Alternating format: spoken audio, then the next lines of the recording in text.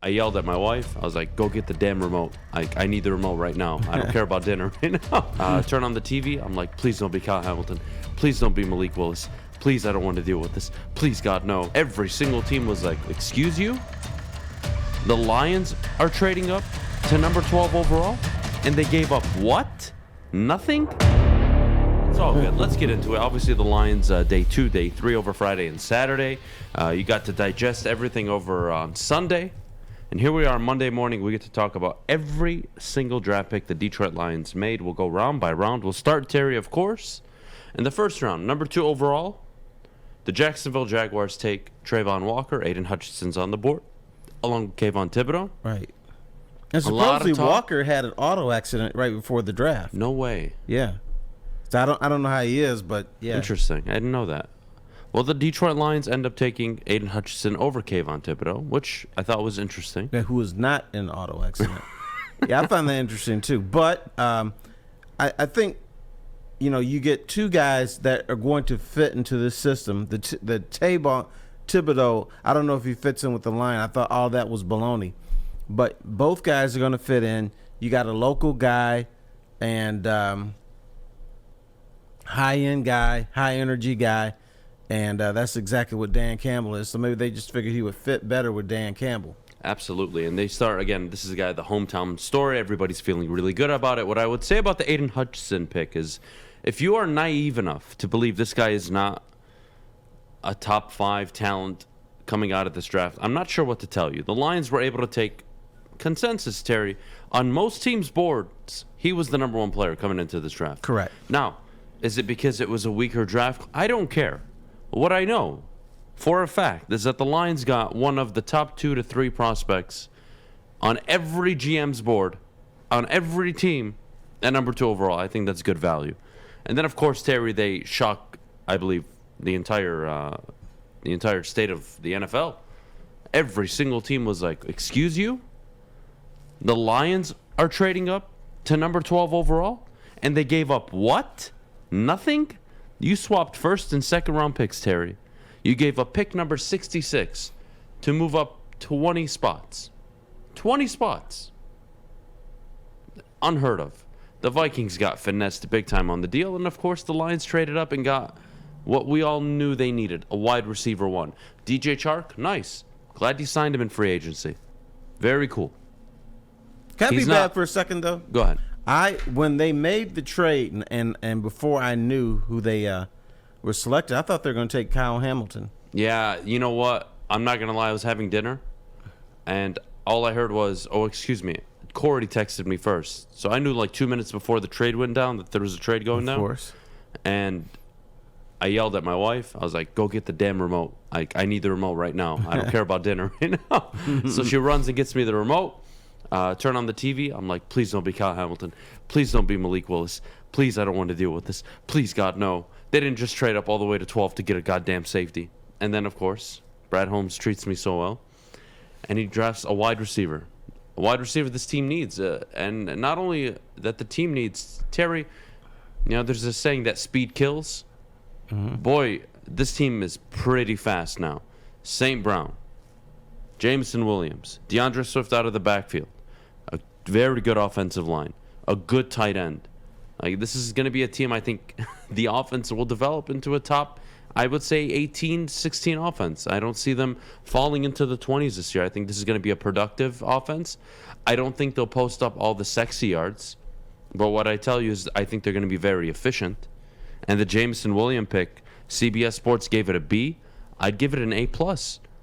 Nobody thought it was a reality, a possibility, that in a pretty good wide receiver draft class, that the Detroit Lions were going to be able to walk away with one of the top 3 prospects. And that's exactly who Jameson Williams is, Terry. This is a guy, if he doesn't tear his ACL in the championship game, Alabama win it. And not only do Alabama win it, he's the number 1 prospect coming into this draft. Yes, I understand that. But here's the other thing. The Lions have been chasing this wide receiver 1 for years and years and years and years, and it doesn't result in victories. I was torn between. I would have considered Kyle Hamilton, because, once again, the Baltimore Ravens are going to use him in a variety of ways. They took him 2 spots later, and the Ravens are saying they're going to use him almost as a linebacker sometimes. They're going to play him deep sometimes. They see this guy as a versatile defensive player, and so they're going to try all types of things. But I'm going to go back in the day on you, fella. Pardon me for doing this so soon. Going back to the Lions under Wayne Fontes.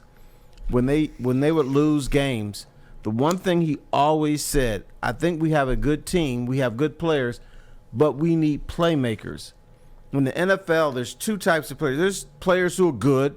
They're fine defensive tackles and they're fine corners, and nothing wrong with them, but they're not game changers. Aidan Hutchinson, game changer, because he can get that sack and you're 2nd and 16. Chances are you're going to get off the field. Williams, game changer because of the speed. This is a guy, 20% of his kickoff returns went for touchdowns, which is absolutely nuts. So, I was torn between Kyle Hamilton, who I would not have mind them taking, because I think this guy is a special player, is going to be a special safety against Williams, who I just heard over and over and over again, you need game changers, you need playmakers if you're going to win. Good players don't win for you. Game changers and playmakers do win for you. And sometimes you look at take that first round. Right. You look at that first round. And again, you don't need to be a Devontae Adams type build. You don't have to be a Randy Moss to be successful, not even a Jamar Chase type build, right? Those are very special players. But you also see your Tyreek Hills. You see your undersized receivers. Hell, even Hunter Renfrow was a goddamn #1 option out in Vegas last year. Like, speed kills. Jameson Williams has speed in abundance. And I think, to your point, Terry, game changers. The Lions possibly drafted 2 game changers in the first round on Thursday. I think they absolutely crushed the first round. I think the only team you could argue had a better first round would be the New York Giants or the New York Jets, given that the Jets got 3 players that were projected to go in the top 15, and the Giants got Kayvon Thibodeau and Evan Neal, who 2 months ago I could have told you would have gone 1 and 2 in the NFL draft. Right. Good for the Giants, good for the Jets. I think the Lions A to A+ first round. We'll get into the second round. This is where things get interesting, Terry. So I mentioned earlier they gave up pick number 66. I think that changed their draft strategy. And it went from 32, 34, and 66 to 2, 12, and 46. 46, right. There's a big gap now. And then between 46 and 97 until you pick again. So I believe the Josh Paschal pick is the player Brad Holmes was probably intending to look at trading up from 66 to 54, 58, 60, who knows, to get him. Once he knew that there was a 50-spot gap between him picking again, he went and got his best player on the board at 46, and I thought it was a home run.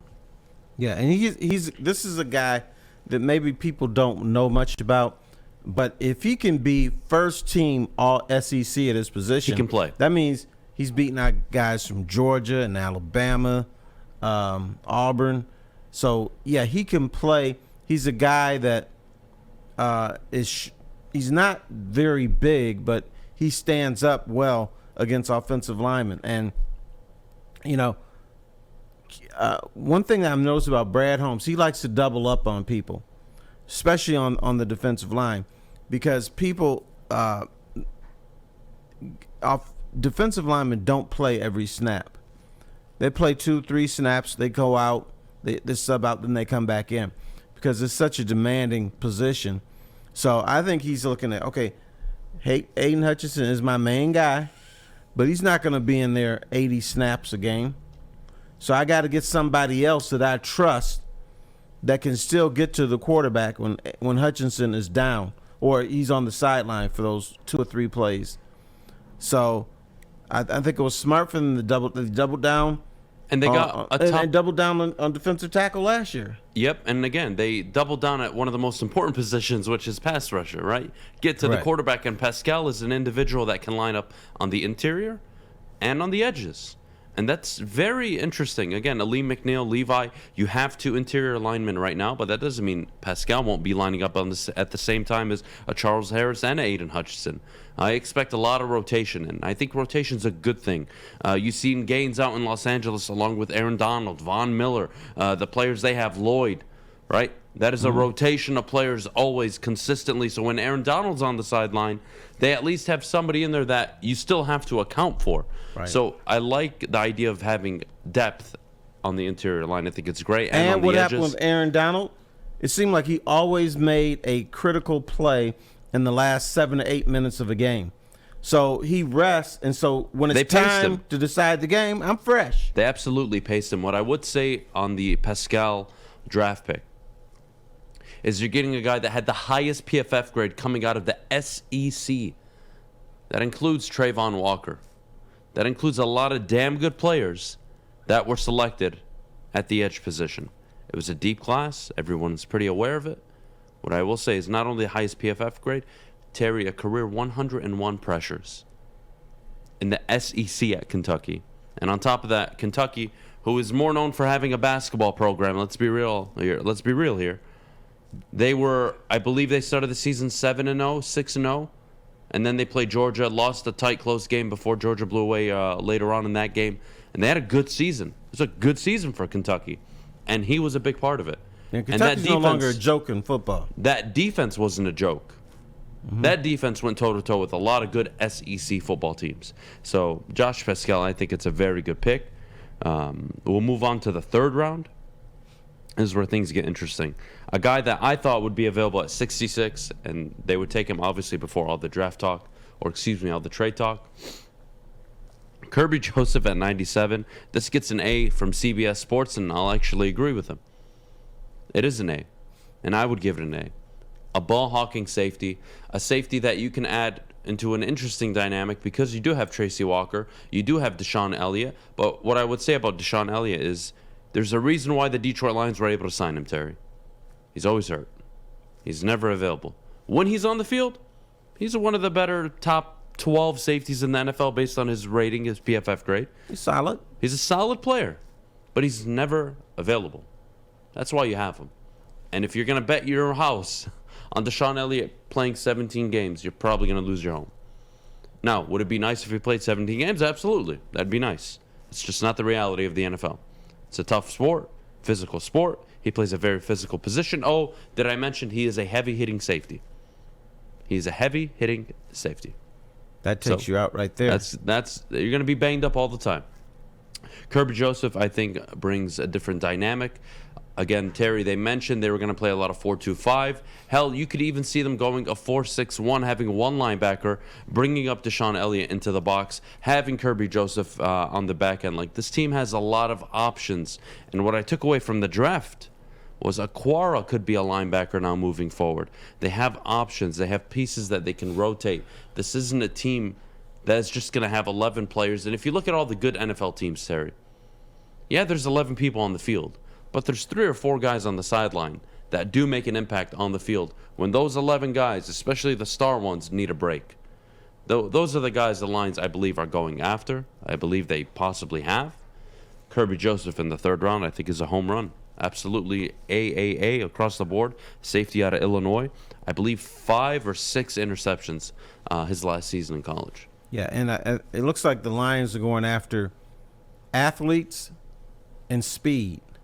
And which is very important because even if you don't produce numbers in college, if you have athleticism and speed, you can get loose in the NFL and you can make an impact. Like when I was a youngster, I used to fear football teams that were big. Now I fear football teams who are fast because speed kills. It's an old saying, but it's true. You know, I'd rather have a sprinter out there than a mauler for the most part.